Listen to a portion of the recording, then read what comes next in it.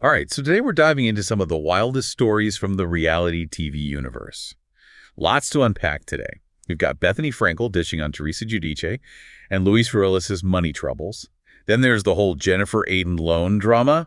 Oh, and the RHOBH reunion looks. Dorit's dress, Kyle and Kathy's style, and Kyle being spotted with Morgan Wade in Paris.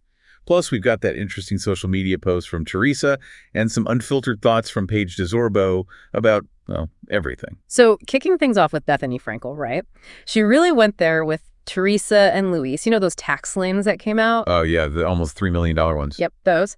Basically, it means the government saying, hey, you owe us money and we're going to take your stuff if you don't pay up. Pretty serious stuff. No kidding.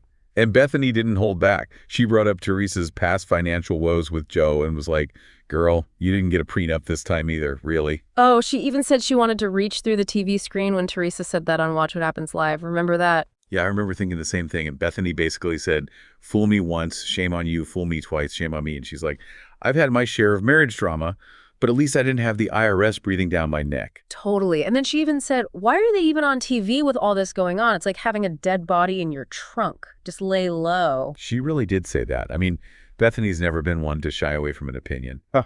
And remember back when Luis was showering Teresa with all those extravagant gifts? Bethenny even said back then she thought it was too much. Right. Like, who spends that much if you're already so rich? She even called Luis's vibe 100-air to 1000-air energy. Ouch. And now with those tax liens, Teresa allegedly owing over 300 grand and Luis over 2.5 mil, it just adds fuel to the fire, doesn't it? Speaking of money troubles, did you see that rumor about Jennifer and Bill Aydin lending Teresa and Luis $500,000? $500,000. Wow. Well, I actually saw that an insider close to Jennifer shut that rumor down pretty quickly. Told Reality Blurb it was totally false. Oh, that's right. They were also shooting down those other rumors, remember? Like Jennifer and Bill filing for bankruptcy and heading for divorce. Yep. Insider said there's zero paperwork to back up the bankruptcy claim, and the divorce rumors are completely bogus. Remember that crazy fan page post on Facebook? Said they were in debt up to their eyeballs since 2021, selling their $3 million mansion, the whole 9 yards. Yeah. And Jennifer herself called it fake news on Instagram. It's crazy how these rumors spiral out of control right now. Totally. And this insider also mentioned something interesting about the RHONJ cast. They said nobody's gotten the official word about who's coming back next season. Everyone's in limbo until next year, apparently. Ooh, juicy.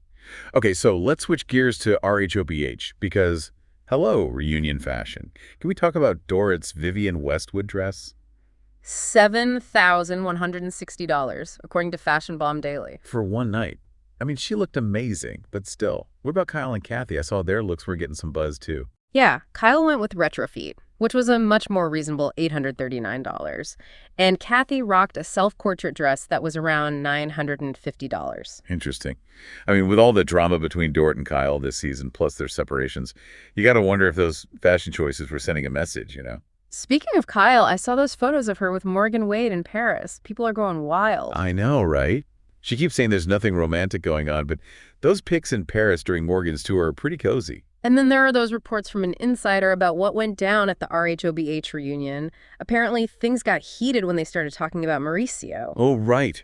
The insider said Kyle stormed off the set twice, crying, because everyone was bringing up his alleged affairs. They claimed Kyle knew about it for years, but kept it quiet for the sake of the show. Dramatic. But then, on Amazon Live, Kyle was adamant that she sat there and dealt with everything head on. Who do you believe? It's tough to say. But then another source said that Kyle has a history of walking off reunions, even if it doesn't make it to air. Right, like supposedly she stormed off once because the others wouldn't gang up on Kim. And this source said Kyle's basically trying to control the narrative, maybe because she has a producer credit on the show. Okay, let's circle back to Teresa for a minute. Remember that Instagram post she made after the tax lien news broke? I mean, talk about bad timing. That picture with the designer t-shirt, Hermes, Chanel, Dior's, Saint Laurent, the whole shebang, and the caption about being unstoppable with fresh goals, people were not happy. They were calling her tone deaf left and right. Some even brought up the tax liens and the whole prenup thing again. One person even said, girl, maybe this was a pre-scheduled post. Yeah, some fans were defending her, saying she was just trying to stay positive. But let's be real, Teresa and Luis have a history with money problems. Remember those back taxes in 2023? And then Luis taking out that $1 million loan in 2024. And his company, Venevia, part of DMS, filed for Chapter 11 bankruptcy. It just keeps piling up. Chapter 11, by the way, means they're trying to reorganize their debts so they can stay afloat. It's not a good look, to say the least. Okay, last but not least, can we talk about Paige DeSorbo? I love that she's keeping it real on social media. That unfiltered photo she posted, showing her acne, so refreshing to see someone embrace real skin, especially amidst all the Craig Conover breakup drama. It's all over Summer House and Southern Charm, right? And then she posted that quote, "Nobody is telling men they're losers, and that's the problem." Added a little, "Good morning, start your week off right." Ouch. Seems like she's got some things to say about the double standards women face, especially after a breakup. Makes you think. And on the Summer House. After show, she said she tolerated too much from Craig, said he wasn't supportive of her career and was always criticizing her. Meanwhile, Craig's over on the Southern Charm, after show talking about mixed signals. Yeah. He said they were still having great sex, and Paige even asked him to buy her a ring. So confusing. But then, boom, she breaks up with him and says she needs to find herself. The whole thing's a roller coaster. It makes you wonder how much of what we see on these shows is real and how much is for the cameras, right? I mean, think about the pressure of dealing with these breakups, financial struggles, and family drama with the whole world watching. It's definitely a lot. And it makes you think, are these people putting on a show for the cameras, or are they really just living their lives out loud?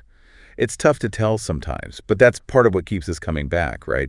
The drama, the intrigue, the glimpses into these larger-than-life personalities makes you appreciate a little normalcy in your own life, that's for sure.